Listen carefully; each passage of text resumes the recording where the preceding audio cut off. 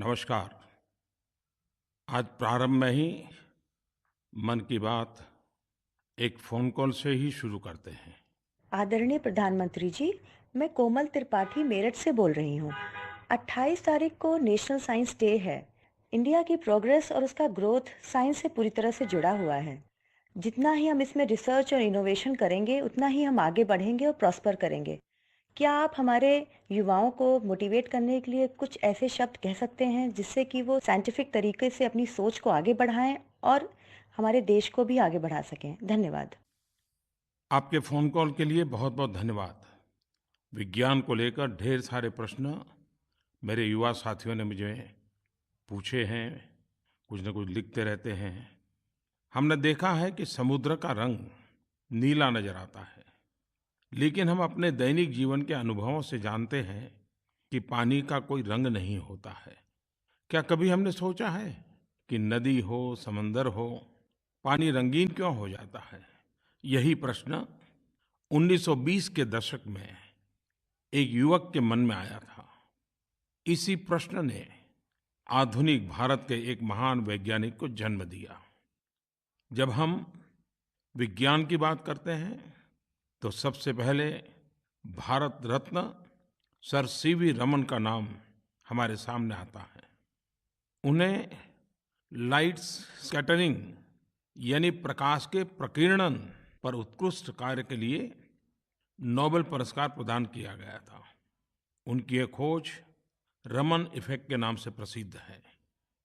हम हर वर्ष 28 फरवरी को नेशनल साइंस डे मनाते हैं, क्योंकि कहा जाता है कि इसी दिन उन्होंने लाइट स्कैटरिंग की घटना की खोज की थी, जिसके लिए उन्हें नोबेल पुरस्कार दिया गया। इस देश ने विज्ञान के क्षेत्र में कई महान वैज्ञानिकों को जन्म दिया है। एक तरफ महान गणितज्ञ बौधायन, भास्कर, ब्रह्मगुप्त और आर्यभट्ट की परंपरा रही है, तो दूसरी तरफ चिकित्सा के क्षेत्र में सुश्रुत और चरक हमारा गौरव है। सर जगदीश चंद्र बोस और हरगोविंद खुराना से लेकर सत्येंद्र नाथ बोस जैसे वैज्ञानिक ये भारत का गौरव है। सत्येंद्र नाथ बोस के नाम पर तो फेमस पार्टिकल बोसन का नामकरण भी किया गया। हाल ही में मुझे मुंबई में एक कार्यक्रम में शामिल होने का अवसर मिला। Wadhwani institute of artificial intelligence के उद्घाटन का। विज्ञान के इस क्षेत्र में जो चमत्कार हो रहे हैं, उनके बारे में जानना बड़ा दिलचस्प था। आर्टिफिशियल इंटेलिजेंस के माध्यम से रोबोट्स, बोट्स और स्पेसिफिक टास्क करने वाली मशीनें बनाने में सहायता मिलती है। आजकल मशीनें सेल्फ लर्निंग से अपने आप के इंटेलिजेंस को और स्मार्ट बनाती जाती हैं। इस टेक्नोलॉजी का उपयोग गरीबों, वंचितों या ज़रूरतमंदों का जीवन बेहतर करने के काम आ सकता है। आर्टिफिशियल इंटेलिजेंस के उस कार्यक्रम में मैंने वैज्ञानिक समुदाय से आग्रह किया कि दिव्यांग भाइयों और बहनों का जीवन सुगम बनाने के लिए किस तरह से आर्टिफिशियल इंटेलिजेंस से मदद मिल सकती है। क्या हम आर्टिफिशियल इंटेलिजेंस के माध्यम से प्राकृतिक आपदाओं के बारे में बेहतर अनुमान लगा सकते हैं? किसानों को फसलों की पैदावार को लेकर कोई सहायता कर सकते हैं? क्या आर्टिफिशियल इंटेलिजेंस स्वास्थ्य सेवाओं की पहुंच को आसान बनाने और आधुनिक तरीके से बीमारियों के इलाज में सहायक हो सकता है? पिछले दिनों इजराइल के प्रधानमंत्री के साथ मुझे गुजरात में अहमदाबाद में आई क्रिएट के उद्घाटन के लिए जाने का अवसर मिला था। वहाँ एक नौजवान ने एक ऐसा डिजिटल इंस्ट्रूमेंट डेवलप किया हुआ बताया उसने कि जिसमें अगर कोई बोल नहीं सकता है तो उस इंस्ट्रूमेंट के माध्यम से अपनी बात लिखते ही वो वॉइस में कन्वर्ट होती है और आप वैसे ही संवाद कर सकते हैं जैसे कि एक बोल सकने वाले व्यक्ति के साथ आप करते हैं। मैं समझता हूँ कि आर्टिफिशियल इंटेलिजेंस का उपयोग ऐसी कई विधाओं में हम कर सकते हैं। Science and technology value neutral होती है। इनमें मूल्यों अपने आप नहीं होते हैं। कोई भी मशीन वैसा ही कार्य करेगी जैसा हम चाहेंगे। लेकिन ये हमारे ऊपर निर्भर करता है कि हम मशीन से क्या काम लेना चाहते हैं। यहाँ पर मानवीय उद्देश्य महत्वपूर्ण हो जाता है। विज्ञान का मानव मात्र के कल्याण के लिए उपयोग, मानव जीवन की सर्वोच्च ऊंचाइयों को छूने के लिए प्रयोग। लाइट बल्ब का आविष्कार करने वाले थॉमस अल्वा एडिसन अपने प्रयोगों में कई बार असफल रहे। एक बार उनसे जब इस बारे में पूछा गया तो उन्होंने जवाब दिया, मैंने लाइट बल्ब नहीं बनाने के 10,000 तरीके खोजे हैं। यानी एडिसन ने अपनी असफलताओं को भी अपनी शक्ति बना लिया। संयोग से सौभाग्य है कि आज मैं महर्षि अरविंदो की कर्मभूमि ऑरोविले में हूँ। एक क्रांतिकारी के रूप में उन्होंने ब्रिटिश शासन को चुनौती दी, उनके खिलाफ लड़ाई लड़ी, उनके शासन पर सवाल उठाए। इसी प्रकार उन्होंने एक महान ऋषि के रूप में जीवन के हर पहलू के सामने सवाल रखा, उत्तर खोज निकाला और मानवता को राह दिखाई। सच्चाई को जानने के लिए बार-बार प्रश्न पूछने की भावना महत्वपूर्ण है। वैज्ञानिक खोज के पीछे की असल प्रेरणा भी तो यही है। तब तक चैन से नहीं बैठना चाहिए जब तक क्यों, क्या और कैसे जैसे प्रश्नों का उत्तर न मिल पाए। नेशनल साइंस डे के अवसर पर हमारे वैज्ञानिकों, विज्ञान से जुड़े सभी लोगों को मैं बधाई देता हूँ।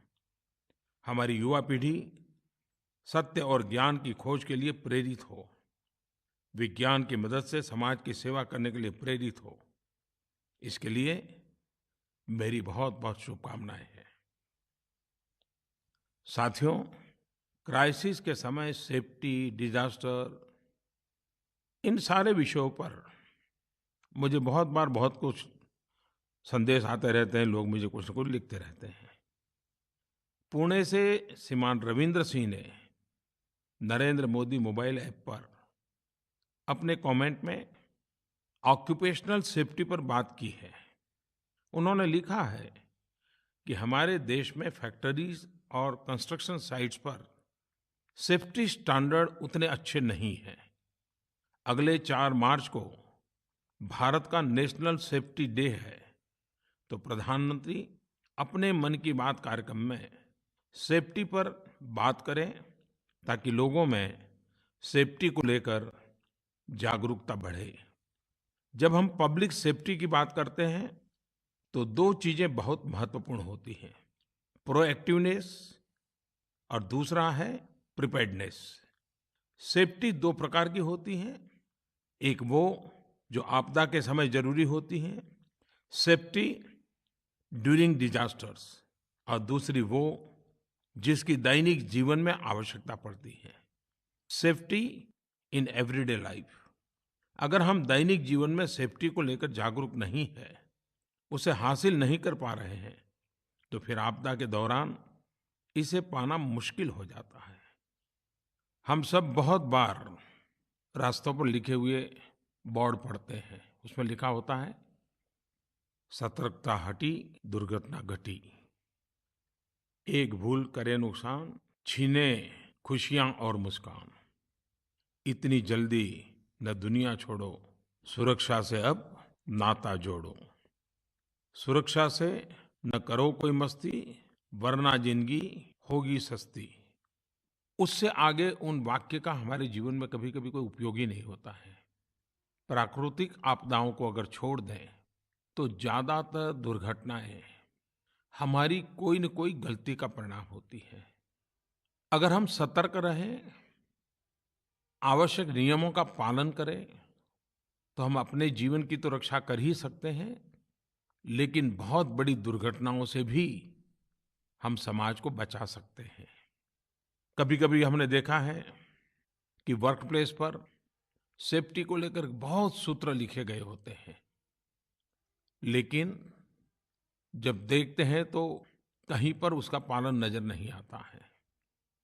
मेरा तो आग्रह है कि महानगर पालिका, नगर पालिकाएं जिनके पास फायर ब्रिगेड होते हैं, उन्होंने हफ्ते में एक बार या महीने में एक बार अलग-अलग स्कूलों में जाकर के स्कूल के बच्चों के सामने मॉक ड्रिल करना चाहिए। उससे 2 फ़ायदे होंगे। फायर ब्रिगेड को भी सतर्क रहने का आदत रहती है और नई पीढ़ी को इसकी शिक्षा भी मिलती है और इसके लिए न कोई अलग खर्चा होता है। एक प्रकार से शिक्षा का ही एक क्रम बन जाता है और मैं हमेशा इस बात का आग्रह करता रहता हूँ। जहाँ तक आपदाओं की बात है, डिज़ास्टर्स की बात है, तो भारत भौगोलिक और जलवायु की दृष्टि से विविधताओं से भरा हुआ देश है। इस देश ने कई प्राकृतिक और मानव निर्मित आपदाएं जैसे रासायनिक एवं औद्योगिक दुर्घटनाओं को झेला है। आज नेशनल डिजास्टर मैनेजमेंट अथॉरिटी यानी एनडीएमए देश में आपदा प्रबंधन की अगुवाई कर रहा है।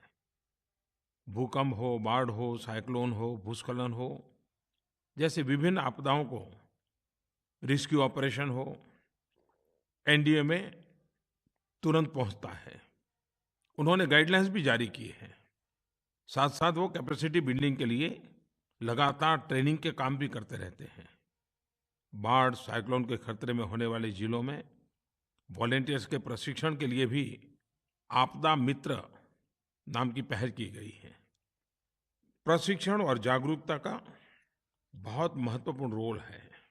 आज से 2-3 साल पहले लू, हीट वेव से प्रतिवर्ष हजारों लोग अपनी जान गंवा देते थे।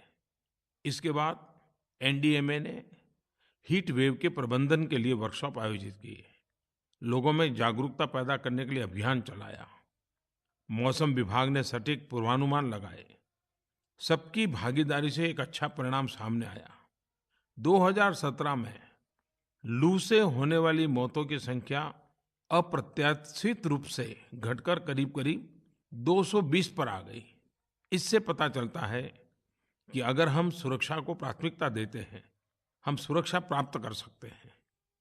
समाज में इस प्रकार से काम करने वाले अनगिनत लोग हो, सामाजिक संगठन हो, जागरूक नागरिक हो, मैं उन सब की सराहना करना चाहता हूँ, जो कहीं पर भी आपदा हो, मिनटों के अंदर राहत और बचाव कार्य में जुट जाते हैं और ऐसे गुमनाम हीरों की संख्या कोई कम नहीं है। हमारी fire and rescue services, national disaster response forces, सशस्त्र सेनाएं, पैरामिलिट्री फोर्सेस, ये भी संकट के समय पहुंचने वाले वीर बहादुर अपनी जान की परवाह किए बिना लोगों की मदद करते हैं। एनसीसी, स्काउट्स जैसे संगठन भी इन कामों को आजकल कर भी रहे हैं, ट्रेनिंग भी कर रहे हैं। पिछले दिनों हमने एक प्रयास ये भी शुरू किया है कि जैसे दुनिया के देशों में जॉइंट मिलिट्री एक्सरसाइज होती है, तो क्यों न दुनिया के देश डिजास्टर मैनेजमेंट के लिए भी जॉइंट एक्सरसाइज करें। भारत ने इसको लीड किया है। BIMSTEC, Bangladesh, Bharat, Myanmar, Sri Lanka, Thailand, Bhutan और नेपाल, इन देशों की एक जॉइंट डिजास्टर मैनेजमेंट एक्सरसाइज भी की गई। ये अपने आप में एक पहला और बड़ा मानवीय प्रयोग था। हमें एक रिस्क कॉन्शियस सोसाइटी बनना होगा। अपनी संस्कृति में हम मूल्यों की रक्षा, सेफ्टी ऑफ वैल्यूज के बारे में तो अक्सर बातें करते हैं, लेकिन हमें वैल्यूज ऑफ सेफ्टी, सुरक्षा के मूल्यों को भी समझना होगा। हमें उसे अपने जीवन का हिस्सा बनाना होगा। हमारे सामान्य जीवन में हमने देखा है कि हम सैकड़ों बार हवाई जहाज में यात्रा करते हैं और हवाई जहाज के अंदर एयर होस्टेस प्रारंभ में सेफ्टी के संबंध में सूचनाएं देती है। हम सब ने 100 बार इसको सुना होगा, लेकिन आज अगर कोई हमें हवाई जहाज में ले जाकर के खड़ा करे और पूछे कि बताइए कौन सी चीज़ कहाँ है, लाइफ जैकेट कहाँ है, कैसे उपयोग करना चाहिए, मैं दावे से कहता हूँ हम में से कोई नहीं बता पाएगा। मतलब ये हुआ कि क्या जानकारी देने की व्यवस्था थी। प्रत्यक्ष उस तरफ नज़र करके देखने के लिए संभावना थी, लेकिन हमने किया नहीं। क्यों? क्योंकि हम स्वभाव से कॉन्शियस नहीं हैं और इसलिए हमारे कान हवाई जहाज बैठने के बाद सुनते तो है, लेकिन ये सूचना मेरे लिए है ऐसा हम में से किसी को लगता ही नहीं है। वैसा ही जीवन के हर क्षेत्र में हमारा अनुभव है।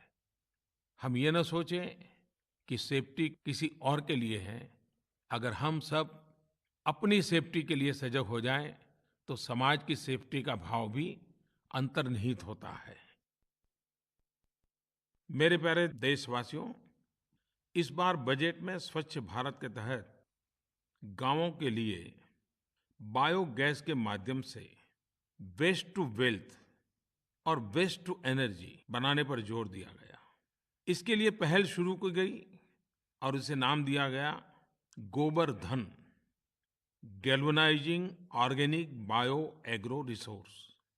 इस गोबर धन योजना का उद्देश्य है गांवों को स्वच्छ बनाना और पशुओं के गोबर और खेतों के ठोस अपशिष्ट पदार्थों को कंपोस्ट और बायोगैस में परिवर्तित कर उससे धन और ऊर्जा जनरेट करना।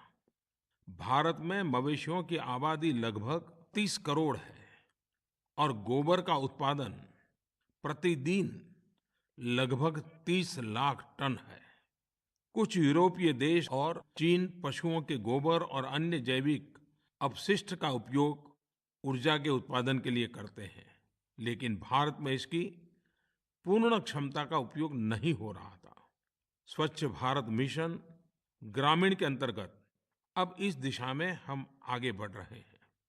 मवेशियों के गोबर, कृषि से निकलने वाले कचरे, रसोई घर से निकलने वाला कचरा, इन सबको बायोगैस आधारित ऊर्जा बनाने के लिए इस्तेमाल करने का लक्ष्य निर्धारित किया गया है।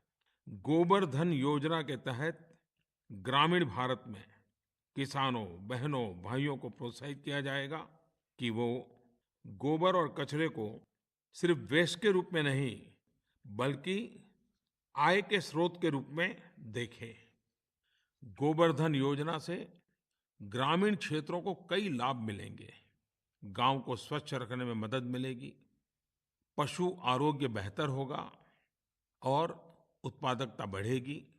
बायोगैस से खाना पकाने और लाइटिंग के लिए ऊर्जा के मामले में आत्मनिर्भरता बढ़ेगी।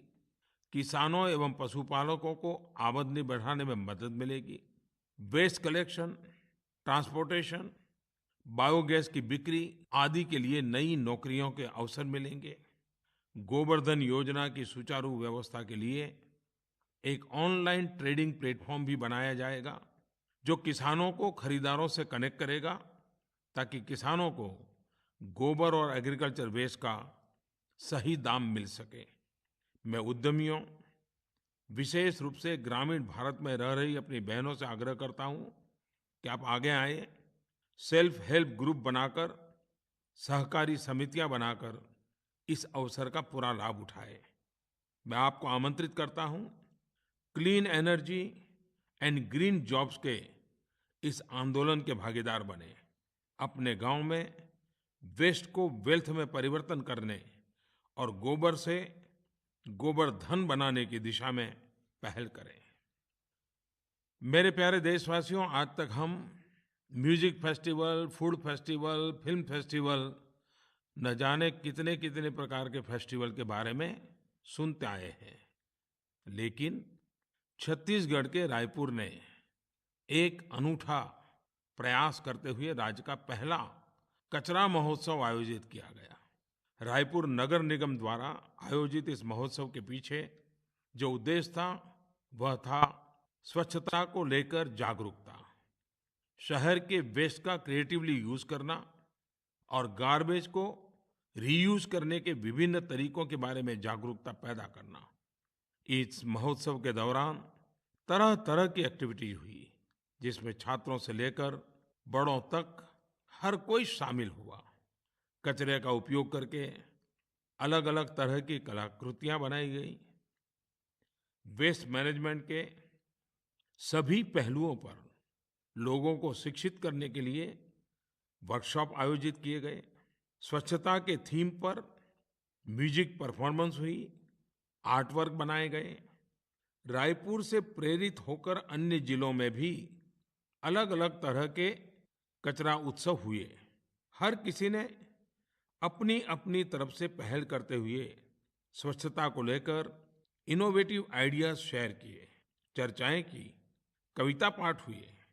स्वच्छता को लेकर एक उत्सव सा माहौल तैयार हो गया। खासकर स्कूली बच्चों ने जिस तरह बढ़-चढ़ करके भाग लिया, वह अद्भुत था।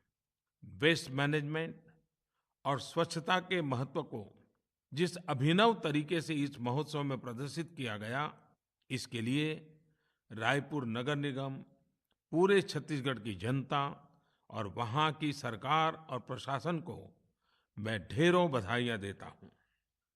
हर वर्ष 8 मार्च को अंतर्राष्ट्रीय महिला दिवस मनाया जाता है। देश और दुनिया में कई सारे कार्यक्रम होते हैं। इस दिन देश में नारी शक्ति पुरस्कार से ऐसी महिलाओं को सत्कार भी किया जाता है जिन्होंने बीते दिनों में भिन्न-भिन्न क्षेत्रों में अनुकरणीय कार्य किया हो। आज देश विमेन डेवलपमेंट से आगे विमेन लेड डेवलपमेंट की ओर बढ़ रहा है। आज हम महिला विकास से आगे महिला के नेतृत्व में विकास की बात कर रहे हैं।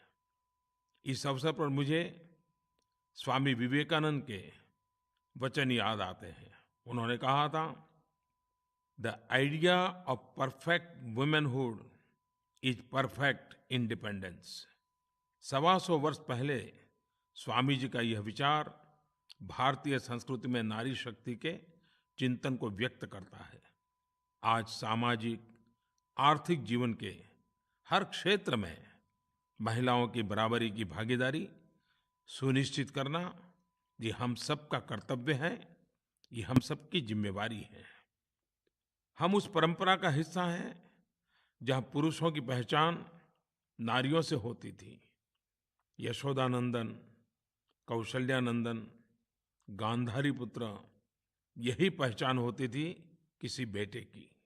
आज हमारी नारी शक्ति ने अपने कार्यों से आत्मबल और आत्मविश्वास का परिचय दिया है, स्वयं को आत्मनिर्भर बनाया है। उन्होंने खुद को तो आगे बढ़ाया ही है, साथ ही देश और समाज को भी आगे बढ़ाने और एक नए मुकाम पर ले जाने का काम किया है।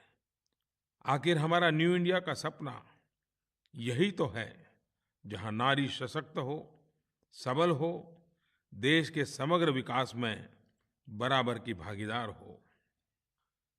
पिछले दिनों मुझे एक बहुत ही बढ़िया सुझाव किसी महाशय ने दिया था। उन्होंने सुझाव दिया था कि 8 मार्च महिला दिवस बनाने के भांति-भांति के कार्यक्रम होते हैं। क्या हर गांव शहर में जिन्होंने 100 वर्ष पूर्ण किए हैं, ऐसी माताओं बहनों का सम्मान का कार्यक्रम आयोजित हो सकता है क्या?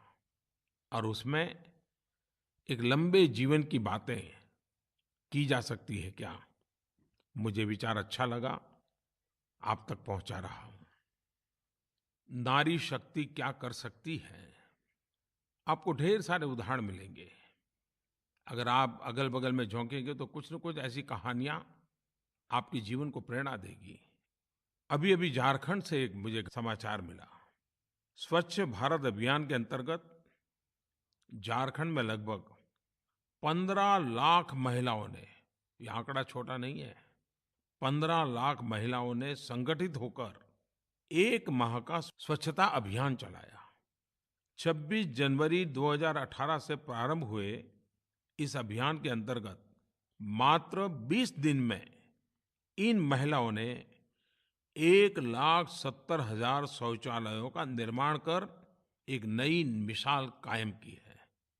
इसमें करीब 1 लाख सखी मंडल सम्मिलित हैं, 14 लाख महिलाएं, 2,000 महिला पंचायत प्रतिनिधि, 29,000 जलसहिया, 10,000 महिला स्वच्छाग्रही तथा 50,000 महिला राजमिस्त्री। आप कल्पना कर सकते हैं कि कितनी बड़ी घटना है।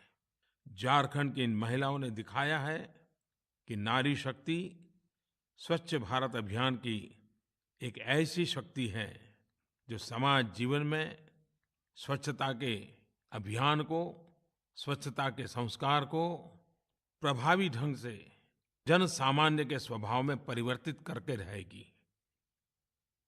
भाइयों बहनों, अभी 2 दिन पहले मैं न्यूज़ में देख रहा था कि एलिफेंटा द्वीप के 3 गांवों में आज़ादी के 70 वर्ष बाद बिजली पहुंची है और इसे लेकर वहां के लोगों में कितना हर्ष और उत्साह है।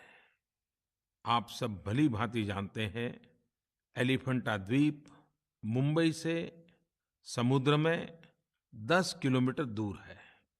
यह पर्यटन का एक बहुत बड़ा और आकर्षक केंद्र है। एलिफेंटा की गुफाएं यूनेस्को के वर्ल्ड हेरिटेज हैं। वहाँ हर दिन देश विदेश से बहुत बड़ी मात्रा में पर्यटक आते हैं। एक महत्वपूर्ण टूरिस्ट डेस्टिनेशन है। मुझे यह बात जानकर के हैरानी हुई कि मुंबई के इतने पास और पर्यटन का इतना बड़ा केंद्र होने के बावजूद आज़ादी के इतने वर्षों तक एलिफेंटा में बिजली नहीं पहुंची हुई। 70 वर्षों तक एलिफेंटा द्वीप के 3 गांव राजबंदर, मोरबंदर और श्वेतबंदर, वहां के लोगों की जिंदगी में जो अंधेरा छाया था, अब जाकर वह अंधेरा छटा है और उनका जीवन रोशन हुआ है। मैं वहां के प्रशासन और जनता को बधाई देता हूं। मुझे खुशी है कि अब एलिफेंटा के गांव और एलिफेंटा की गुफाएं बिजली से रोशन होंगे। ये सिर्फ बिजली नहीं, लेकिन विकास के दौर की एक नई शुरुआत है। देशवासियों का जीवन रोशन हो, उनके जीवन में खुशियां आ जाए, इससे बढ़कर संतोष और खुशी का पल क्या हो सकता है। मेरे प्यारे भाइयों बहनों, अभी अभी हम लोगों ने शिवरात्रि का महोत्सव मनाया।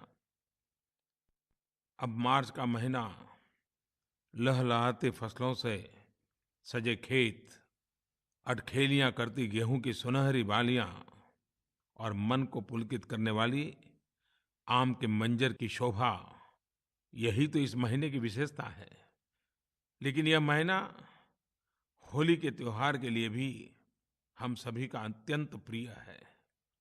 2 मार्च को पूरा देश होली का उत्सव हर्षोल्लास से मनाएगा। होली में जितना महत्व रंगों का है, उतना ही महत्व होलिका दहन का भी है, क्योंकि यह दिन बुराइयों को अग्नि में जलाकर नष्ट करने का दिन है। होली सारे मनमुटाव भूलकर एक साथ मिल बैठने, एक दूसरे के सुख आनंद में सहभागी बनने का शुभ अवसर है और प्रेम, एकता तथा भाईचारे का संदेश देता है। आप सभी देशवासियों को होली के रंगोत्सव की बहुत बहुत शुभकामनाएं, रंग भरी शुभकामनाएं। यह पर्व हमारे देशवासियों के जीवन में रंग बिरंगी खुशियों से भरा हुआ रहे, यही शुभकामना। मेरे प्यारे देशवासियों, बहुत बहुत धन्यवाद। नमस्कार।